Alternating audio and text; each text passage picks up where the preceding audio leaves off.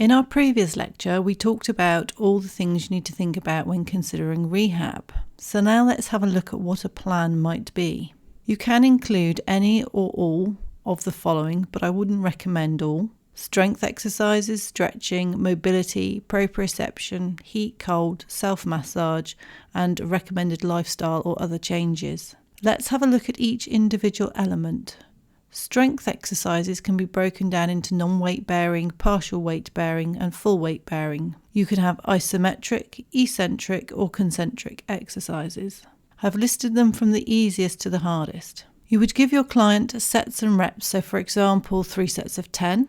What weights might be appropriate, so this is as simple as a tin of beans through to a bottle of water. If they have access to free weights or machines, great. You can keep TheraBands in stock, which are great for home exercises. Then how many times a day or week you want them to do it.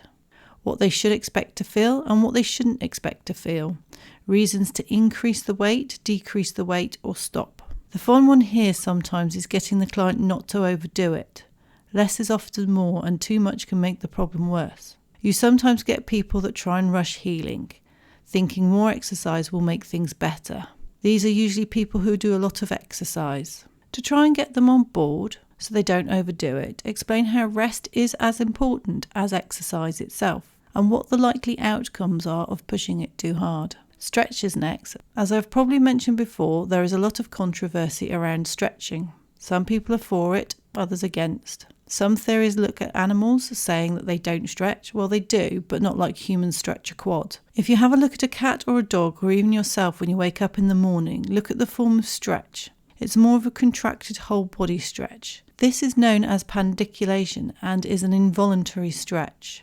The topic is far bigger than we are going to go into, but it is interesting and there is plenty of good information out there. Just choose your sources and reflect on what you read.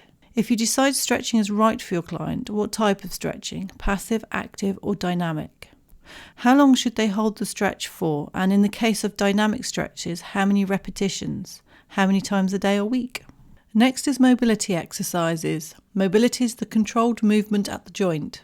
This is passive mobilization or active. Again, we would look at the number of repetitions or time period. How many times a day or week? Proprioception. This is our body's awareness. It helps us to understand where our limbs are in relation to our body, helping us with coordinated movement. Some people have better proprioception than others, just like some people are stronger or more mobile.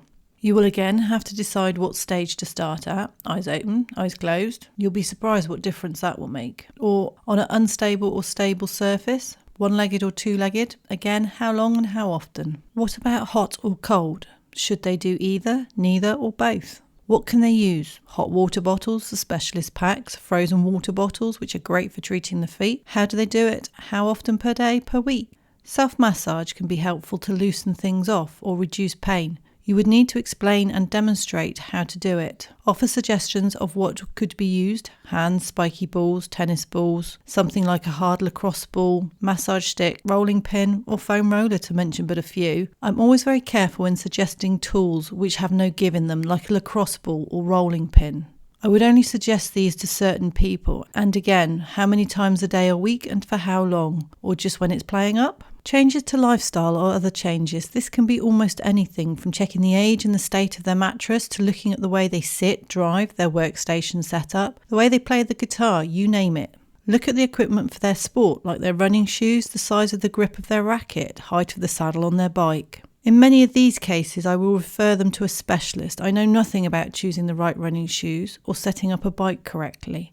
So if you can't help, be honest, stick to what you are good at and let someone else who knows what they're doing deal with it. I've generally learnt where possible not to stop people from doing their preferred form of sport. They often won't, but changing things temporarily might be more palatable for them. An easy example with running is reducing hills or hard sessions, or the mileage or the number of sessions. This can go on forever.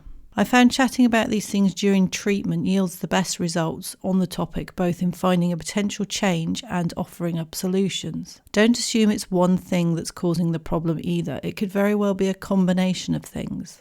This is a lot of information for you to think about. Imagine how the client is going to feel. Go slowly, do not overwhelm them or yourself, or you will both quit rehab. Sometimes starting with the simplest things like looking at equipment or seating position or mattresses is the best way to go, and build out from there. This is trying to find out the cause of the issue, which will produce the best result. I've had a large number of clients who have improved or fixed things from changing their mattress because it's 20 years or more old. Not always the complete solution, but has gone a long way towards it. I have one very memorable incident when my client was having major issues in their right hip, and they thought they needed surgery. It came down to the angle they had to have their foot at to use the accelerator in their truck that they drove.